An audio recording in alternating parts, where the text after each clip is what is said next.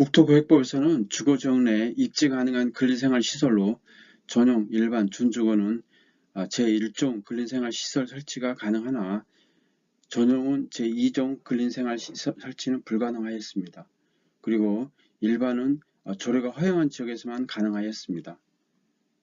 즉 일반 주거지역에서는 조례가 허용한 지역 내에 동물병원, 반려견 미용실 설치가 가능했습니다. 그러나 올해 이제 법률 개정으로 해가지고 소형 규모 동물병원이나 반려견 미용실도 제1종 근린생활시설로 재분류하여 일반 전용 지역에서도 입지가 허용 가능합니다.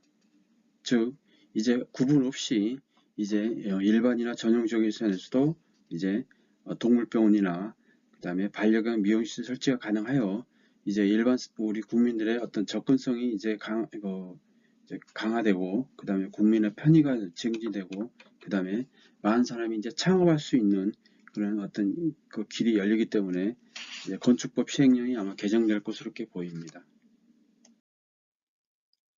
그러면 이번에 이제 여러 가지 게 바뀌는데 그걸 한번 살펴보겠습니다.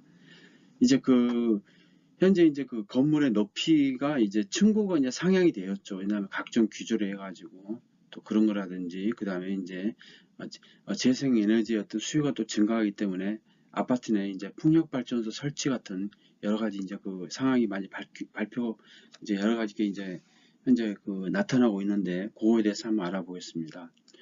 이제 층간 소음이라든지 단열 등 기준 강화로 층고가 상향됐음을 고려해 이제 건축물의 정북 방향 대지로부터 이제 이격 기준 적용 높이를 현재 9m입니다. 이거를 10m로 이제 완화해 준다는 거죠. 그리고 이제 건축물 이격 거리 기준을 이제 정북 방향, 정남 방향으로 선택하여 적용할 수 있도록 한다는 겁니다. 그래서 이제 조금 건물의 디자인이 좀 다양할 수 있도록 하겠다는 거죠. 그리고 이제 5m 이상인 풍력발전 설비를 건축법에 따른 건축물 축조 신고 대상으로 인정해서 신고 후에 건축물의 옥상 등에 설치할 수 있도록 하겠다는 겁니다. 요거 좀 자세하게 한번 알아보겠습니다. 현재 이제 전용이나 일반 주거용 내 이제 일조권 영향으로 이제 건축물의 높이를 제한하고 있습니다. 정북 방향에서 이제 일정 이제 거리를 떼야 되죠. 대지 경계선으로부터 이제 건물을 떼야 되는데 이제 9m 이하인 경우에는 건물 높이가 9m 이하인 경우에는 1.5m를 떼야 되고 그 다음에 9m를 초과하면은 이제 9m 초과한 부분부터 해서 이제 건물 높이의 2분의 1을 떼야 됩니다. 근데 여기서 9m를 이제 10m를 완화를 해가지고 아무래도 이제 층고의 어떤 상향 부분을 이제 반영을 하겠다는 겁니다. 그리고 이제 현재 이제 북쪽에서 이제 인접대지 경계선을 이렇게 떼야 되는데 향후에는 이제 북쪽이나 남쪽으로 선택을 해가지고 인접대지 경계선부터 이제 건물을 면적을 이렇게 거리를 띄면 된다는 거죠. 그래서 10m 이하인 경우는 1.5m, 10m 초과한 부분은 건물 높이의 0.5배를 이제 띄면 된다는 겁니다. 그래서 이제 3기 신도시 등 공공주택 지구를 지정하여 추진한 사업의 경우에는 효율적이지 않고 다채로운 도시 경관 조성이 가능하다는 겁니다.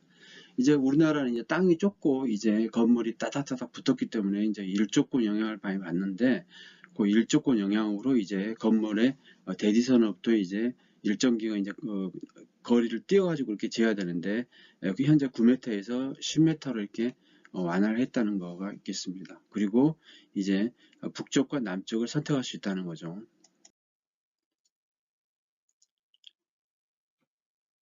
그래서 이제 향후에 이제 층고 높이 규제로 인한 계단식 건축물 양산을 방지해서 도시 미관을 증진하고 위반 건축물 발생 요인을 이제 감소하겠다는 겁니다.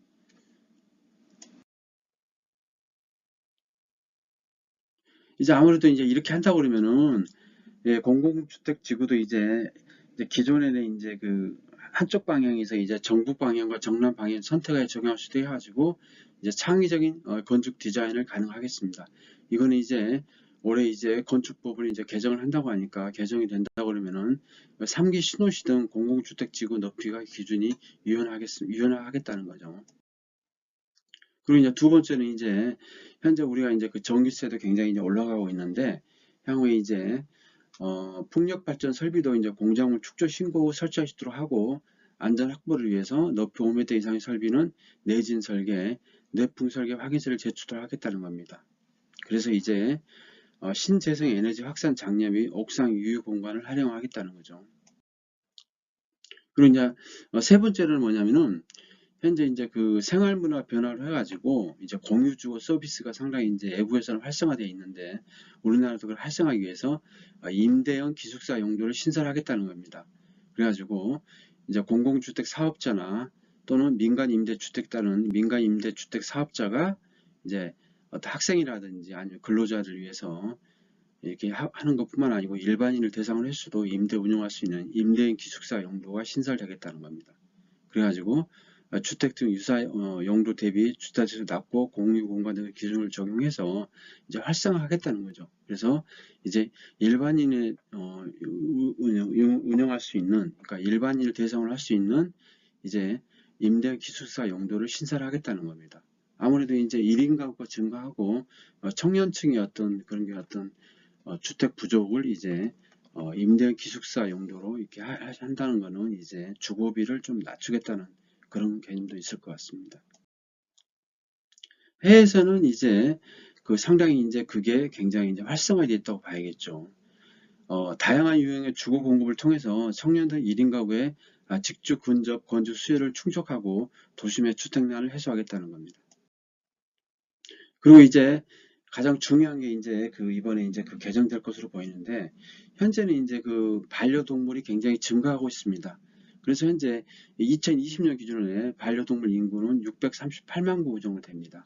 그래서 굉장히 이제 증가하고 있는데 이제 현재 이제 그 동물병원 및 그 다음에 이제 반려동물 미용실이 이제 2종 근린 생활 시설만 분류가 됩니다. 즉 이제 1종 근린 생활 시설은 안 되죠. 1종 근린이라는 건 우리가 이제 슈퍼라든지 우리가 그 흔히 볼 수 있는 게 이제 1종이고 좀 더 이제 이거보다 다른 이제 그 어떤 시설이 필요한 거, 일반 음식점이라든지 아니면 독서실이라든지 일정 면적 큰 거, 그 다음에 이제 뭐 체육시설이라든지 아니면 또 이제 대규모 사무실이라든지 이런 거는 이제 제2종입니다. 2종은 이제 일반 주거 지역에서만 조례를 허용한 경우에만 가능하죠. 전용에서는 이제 불가능하죠. 단독 건물이 이제 가구가 이렇게 밀집되어 있는 이제 이런 적은 전용 지역이 상당히 많죠. 그래서 이제 이렇게 돼 있는데 향후에는 이제 그 300제곱미터 미만 이제 동물병원 및 동물 미용실 등은 이제 제2종 1종 근린생활시설로 이제 분류를 하겠다는 겁니다. 그래가지고 이제 전용 일반 주거지역에서도 입지 허용이 가능하다는 거죠. 그러니까 앞으로는 이제 전용이나 일반 지역이나 아무 지역에서나 이제 동물병원이나 동물 미용실이 이제 개업이 가능하다는 거죠. 그래가지고 이제 아무래도 동물병원이 많아지면은 이제 그 동물병원의 진료비 상승 요인이 이제 완화될 거고 또 쉽게 갈 수 있는가 접근성이 개선되겠죠. 그러면서 이제 국민 편의를 증진할 수 있고 그 다음에 아무래도 창업이 많이 이제 유도가 되다 보니까 반려동물 연관 산업이 활성화될 것으로 이렇게 보입니다. 아무래도 이제 그 동물병원이 흔히 이제 우리가 이제 그렇게 흔하게 볼 수가 없는데 일반 주거 지역에서만 또 조례를 허용을 볼 수 있는데 향후에는 전용이나 일반에서는 이제 가능하다는 거죠. 소규모 병원이 이제 가능하다는 거죠.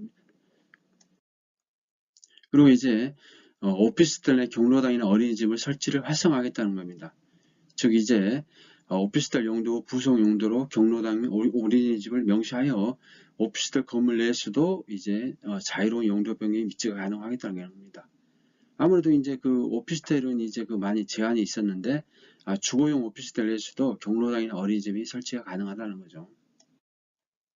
그리고 이제 건축물 정보 이용 편의 제공을 해서 건축물 대장을 전개하겠다는 겁니다. 네, 현재 이제 그 건축물 대장은 이제 일반적인 이제 그 시설, 그다음에 대지 면적이라든지, 그다음에 건물 연면적이라든지 이런 게 이제 나타나고 있는데 아무래도 이제 그 건축물 대장에서 이제 제공하는 정보가 적기 때문에 이번에 이제 아무래도 이제 그거를 조금 더 자세하게 해서 건축물을 관리하는데 이제 활용을 하겠다는 겁니다. 그래서 건축물 소유자가 가능한 최소 단위까지 구분할 수 있도록 사용 승인 시 동호 단위로 건물 고유 식별번호 ID를 부여하고 이제 건축물 대장 서식에 표기하겠다는 겁니다. 그리고 이제 그 건축물은 아무래도 이제 그 세월이 지나면 이제 노후해지는데 그런 어떤 급수 설비라든지 그다음에 이제 요즘에 이제 전기차가 많이 늘어나고 있다. 전기차 주차장이라든지 이제 건축물의 특례 사유 등 정보 구축 관리 공개를 필수 정보는 이제 건축물 대장에 기재를 하겠다는 겁니다. 아무래도 이건 상당히 이제 좋은 효과가 이제 발생할 것으로 보입니다. 아무래도 이제 건축물이라는 거는 이제 도면이라든지 그다음에 여러 가지 시설에 대한 어떤 정보가 건축물 어느 정도 건축물 관리 대장 어느 정도 남아야 그 건물을 이제 사고 팔 때 또 새로운 어떤 매수자가 또 그 건축물을 또 쉽게 알 수 있고 또 설비 담당자가 또 그거를 이제 자세하게 알 수 있어가지고 건축물을 관리하는 데 상당히 도움이 될 것 같습니다. 그래서 이제 그 종류, 그 다음에 허가 연도, 그 다음에 시군구, 일련번호 이렇게 해가지고 번호로서 이제 아이디 번호로서 이제 표시를 해가지고 정확하게 알 수 있겠죠. 이제 일반이라든지 아니면 전유 부분이 어느 정도 되고, 그 다음에 뭐 건축물 대장 종류라든지, 그 다음 언제 이제 그 건물이 이제 완공이 됐는지, 허가 연도라든지, 그 다음에 시군구라든지 여러 가지 것을 이제 아이디 정보로 이제 하겠다는 겁니다. 이제 건축물 정보를 체계적으로 구축 공개하여 이제 관련 산업의 활성화에 기여하고 정책 통계 장세에도 용이하겠다는 거죠. 그래서 이제 향후에 이제 그리고 이제 건축물 현황도 이제 발급을 이제 조금 더 발급 열람도 대상을 확대하겠다는 겁니다. 현재 이제 건축물 현황도 및 그 중평면도 및 단위 세대 평면도는 즉 도면 같은 경우는 이제 그 발급 열람할 수 있는 자는 이제 건축물을 소유하는 자나 아니면 거주 임차인은 이제 하나고 있으나 향후에는 이제 그 거주함이 없이 이제 건축물 현황들을 발급 열람할 수 있도록 하겠다는 거죠. 그래서 이제 그 임차하는 사람이라고 당연히 이제 그 알아야겠죠. 그래서 이제 사무소, 상가 등 임차인의 건물 이용을 이제 편의를 보장하기 위해서 도면도 이제 이제 조금 이제 그 발급 열람할 수 있는 대상자를 확대하겠다는 겁니다. 지금까지 이번에 이제 2023년도에 이제 개정해진 건축법 및 건축법 시행령에 대해서 한번 알아봤습니다. 특히 우리가 이제 알 수 있는 거는 이제 건축물 관리 대장이 조금 더 촘촘하게 이제 관리될 수 있도록 이 아이디 번호를 적용해서 좀 자세하게 이제 건축물 관리 대장에 이제 표기가 된다는 거고, 그 다음에 이제 우리가 이제 그 대지 경계선에서 이제 건축물을 지을 때 이제 간격을 떼야 되는데 현재 9m에서 10m로 이제 완화된다는 거. 그리고 이제 그 반려견이라든지 반려견 미용실이라든지 아니면 동물병원 같은 거가 현재 이제 제1종 전용지구에서는 불가능한데 향후에는 이제 제1종 이제 근린생활을 분류해서 어느 지역이나 이제 쉽게 이제 그 창업할 수 있다는 거 이렇게 말씀드렸습니다.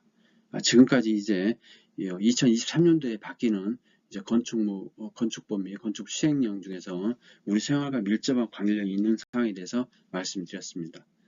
구독, 좋아요 부탁드리겠습니다. 감사합니다.